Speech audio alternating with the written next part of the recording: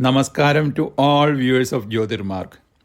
Dear viewers, in our last rendering, we discussed Draupadi Swayamvaram and heard about Arjun winning Draupadi after all other Kshatriya kings had failed in their attempts. Now let's continue.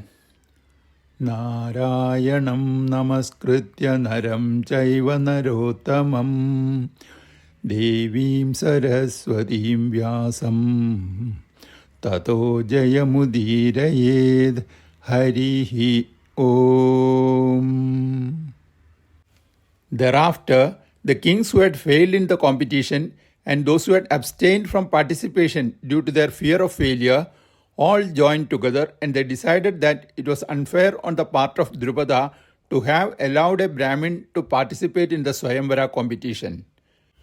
They felt that Drupada has insulted them, and so they decided to kill Drupada and his son, and then they will give a chance to Draupadi to select any one king from among them as her husband. If she is not willing to do that, then like how she had taken birth from the flames of the fire, they will now finish her off in the flames of the fire. Those kings then took up their weapons and advanced towards Drupada, who in turn moved closer to Arjun and other Brahmins. The Brahmins told Arjun and King Drupada not to worry, as they are all there to defend them. But Arjun told those Brahmins with a smile to go back to their seats and to watch and enjoy the action. At that time, Vayuputra Bhimasena uprooted a gigantic tree and, getting rid of all its smaller branches, came inside and took a protective stand near Arjun and Draupadi, swinging that huge tree trunk as if it were a stick in the hands of a child. The kings, Brahmins, and even Arjun stood astonished by this act of superhuman might and strength.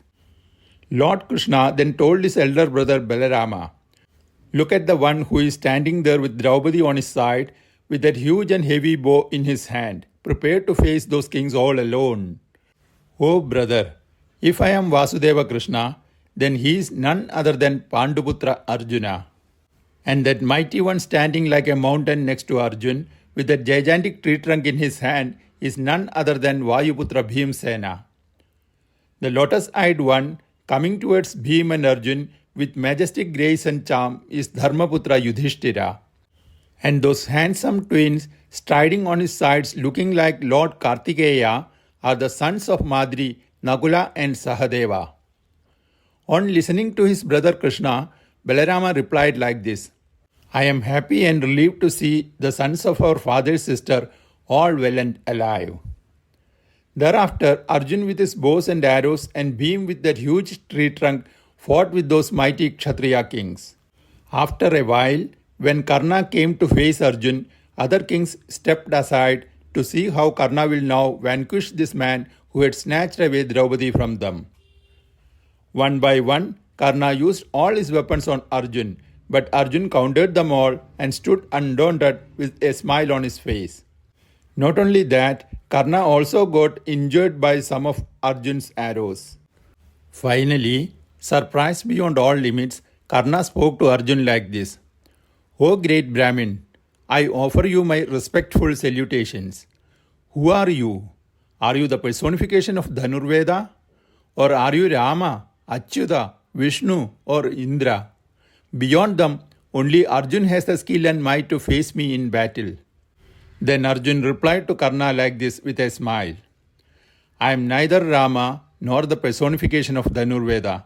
I am only a Brahmin with knowledge in Dhanurveda, but by the grace and blessings of my Guru, I am foremost among warriors and wielders of weapons. Powerful weapons of Brahma, Indra and Agni are there at my command.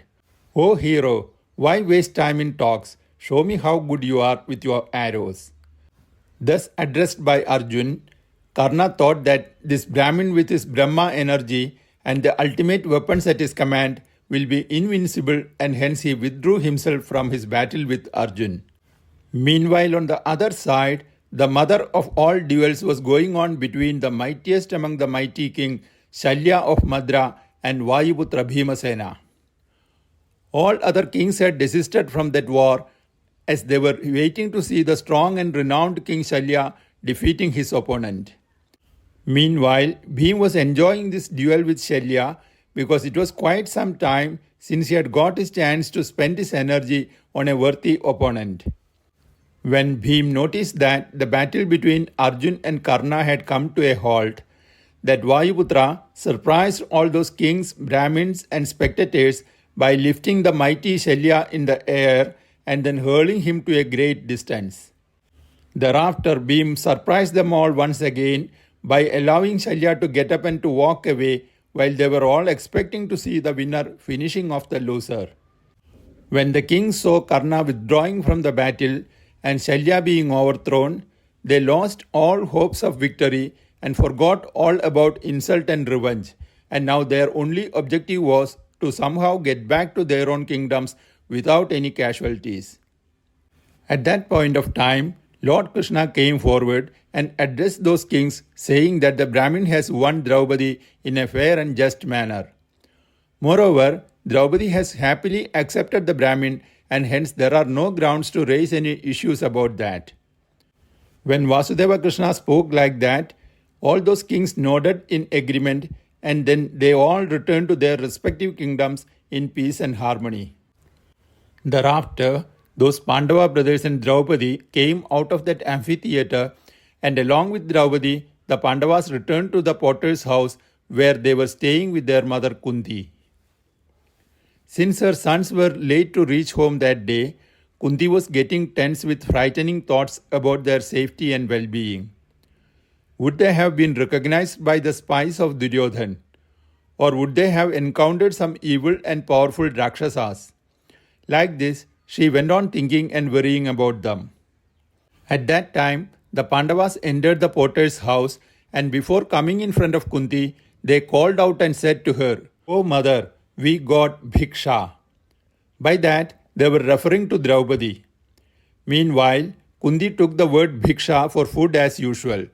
Since she was mentally upset and disturbed, she was not feeling hungry, and hence, before even seeing them and Draupadi, Kunti replied like this, "You all share and enjoy."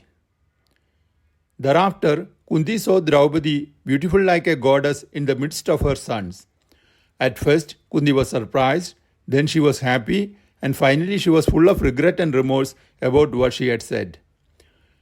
Dear viewers, here ends this chapter of our rendering of Rishi Ved Vyasa's timeless epic Mahabharata. Harihi Om.